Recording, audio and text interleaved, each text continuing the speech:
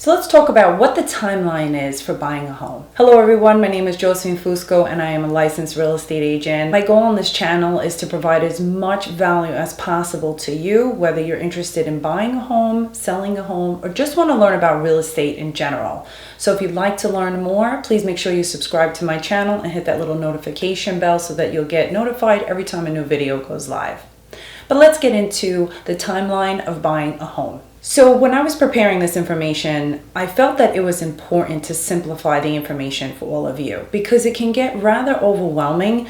And although there are some various steps to it, and some can be a little bit more detailed than others, I figured I'd break it down as simple as possible for you so that you know what to expect as you're venturing off into this process. For argument's sake, let's say that you have all of the steps that I outlined in my previous video about the 5 steps to take for first-time home buyers. Let's say you've conquered all that, and I'll put a little link here for you so that you could watch that if you'd like. So I'll break it down into 3 steps to simplify this for all of you.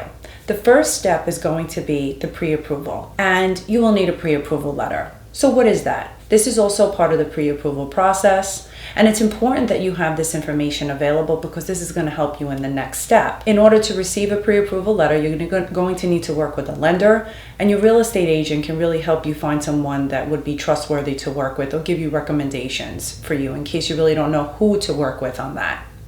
So in the process of the pre-approval letter, you're going to need the proper documentation. Think bank statements, tax records, few months of pay stubs available, proof of source of funds. These are some of the things that you're going to need for them to take a look at everything. Once you've given all of that to the lender and anything else additional that they might need, you will then in turn receive your pre-approval letter. And that will tell you what your pre-approval amount is and what you're working with. Usually that takes about 1 to 2 weeks. Now, it's really important that you work with a good agent when it comes down to doing all of this stuff. Someone that you could really depend on, because there's going to be a lot of situations that come up and you're going to want to work with somebody that you trust. Now you have your pre-approval letter. So what's number 2? Number 2 is to start looking for a home that is now within your budget, now that you know what type of budget you're working with. My advice is to take a look at homes that are a little bit under your budget and homes that are a little bit above your budget.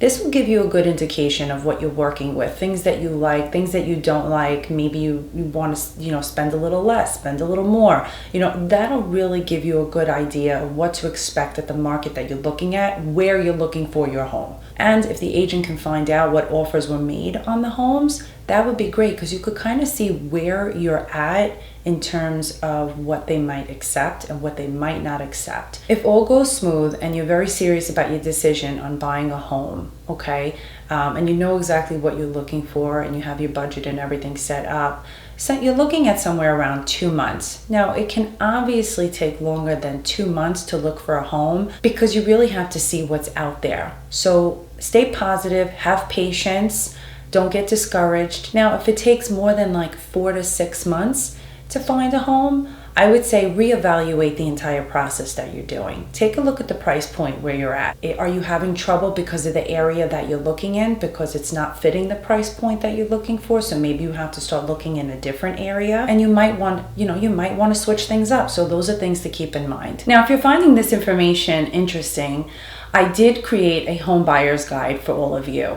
It's free. All you have to do is comment below buyer's guide and I'll send you the link to get that downloaded.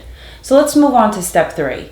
Now step 3 is going to be the offer is accepted. Let's just say all goes smooth, right? Everything in process 1, step 2 went really smooth. Offer gets accepted. On average, you're looking about 45 days to close. Let's say on the higher end, maybe 60 days. Paperwork or something, might need additional information, but on average, you're looking at about 45 days. During that time, okay, that's when you're going to get your inspection done, your appraisal done, your final approval of loan, and your final walkthrough. Now, the home inspection you will have to pay. That's an additional fee that comes out of your pocket.